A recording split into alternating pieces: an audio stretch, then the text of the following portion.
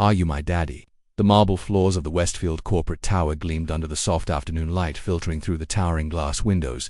Marcus Sullivan adjusted his silver cufflinks as he strode through the expansive lobby, his polished leather shoes clicking rhythmically against the floor.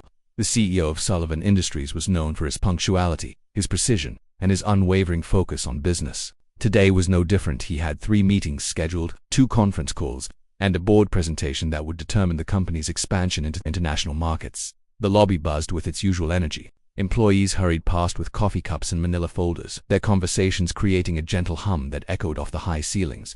Marcus barely noticed the familiar symphony of corporate life around him. His mind was already racing through the quarterly reports he needed to review, the contracts waiting on his desk, and the decisions that would shape the future of his company. That's when he heard a small voice that seemed to cut through all the noise like a single clear note in a complex symphony. "Excuse me." Mr. Marcus slowed his pace but didn't stop. Children weren't uncommon in the lobby during family visit days, though today wasn't one of them. He glanced around briefly, assuming the child was speaking to someone else. "Mr. in the blue suit."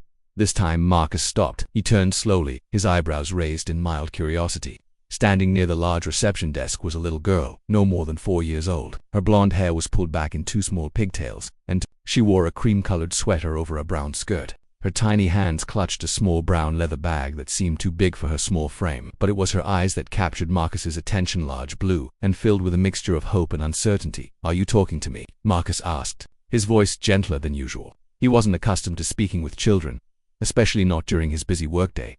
The little girl nodded solemnly. She took a small step forward, her brown boots making barely a sound on the marble floor. "Are you my daddy?" The question hung in the air like a delicate bubble, fragile and unexpected. Marcus felt his breath catch in his throat. Around them, the lobby continued its steady rhythm, but for a moment, his world seemed to pause. "I'm sorry, what?" Marcus knelt down slowly, bringing himself closer to the child's eye level. His expensive suit wrinkled slightly, but he didn't seem to notice. "Aha, you, my daddy," she repeated, her voice small but earnest. "Mummy showed me a picture, and she said my daddy works in a big building with shiny floors. She said he wears nice suits and has dark hair like mine used to be before it got light." Marcus studied the little girl's face carefully. There was something familiar about her features, though he couldn't place what it was. Her nose was small and slightly upturned, her cheeks round and rosy from the cool air outside, but those blue eyes seemed to hold a wisdom beyond her years. "What's your name, sweetheart?" Marcus asked, his voice now completely focused on the child before him.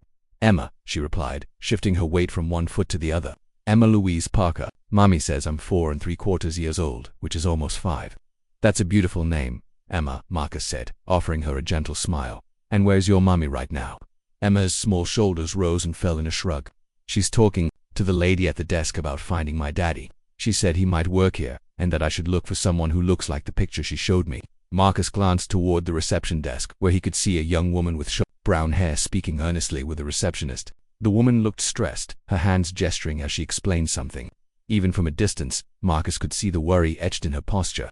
"Emma," Marcus said carefully, "what made you think I might be your daddy?"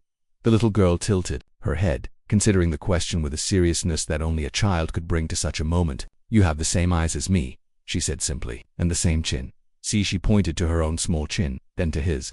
"Mommy says I have my daddy's chin." Marcus touched his own chin absently, a strange flutter of recognition stirring in his chest. Something about Emma's certainty, her innocent observation, made him pause. He tried to remember. Had there been someone, years ago, a brief relationship that had ended before he knew? "Emma Louise Parker," he repeated slowly, the name rolling around in his mind like a key trying to find the right lock. "That's me," Emma confirmed with a small smile. "Do you know my mummy? Her name is Sarah Parker. She has brown hair and she smells like vanilla cookies." The name hit Marcus like a gentle wave of memory. Sarah Parker. 5 years ago, maybe 6. A brief but sweet relationship that had ended when his company had demanded more of his time, when he had chosen his career over the possibility of something more. They had lost touch, and Marcus had assumed that was the end of their story. "Emma," Marcus said, his voice now carrying a different weight, "I think we should go talk to your mummy. Together." Emma's face lit up with the kind of pure joy that only children possess. "Does that mean you might be my daddy?" Marcus stood slowly, his knees protesting slightly after kneeling on the hard marble floor. He extended his hand to Emma, who took it without hesitation. Her small fingers were warm and soft, and they fit perfectly in his palm. "It means," Marcus said, looking down at her upturned face, "that we're going to find out together." As they walked toward the reception desk, Marcus felt something shift inside him. The quarterly reports, the board meetings, the international expansion, all of it seemed to fade into the background. A little girl beside him, with her trusting hand in his, and her belief that he might be the daddy she was looking for, had changed everything in the span of a few minutes. Sarah Parker looked up as they approached, her eyes widening with recognition and something that might have been relief, or perhaps fear. Marcus could see Emma's features reflected in her mother's face, and he knew, even before any words were spoken, that his life had just taken a turn he had never expected. "Hello, Sarah," Marcus said quietly, his voice carrying the weight of years and possibilities. Emma looked up at him with those clear blue eyes, still holding his hand. "Are you my daddy?" she asked once more, her voice full of hope and trust. Marcus squeezed her small hand gently and smiled. "I think, Emma Louise Parker, we have a lot to talk about." In the bustling lobby of the Westfield corporate tower, surrounded by the familiar sounds of business and ambition, Marcus Sullivan realized that the most important meeting of his life had just begun. And it started with a simple question from a little girl who saw the world with the clarity that only comes from a child's heart.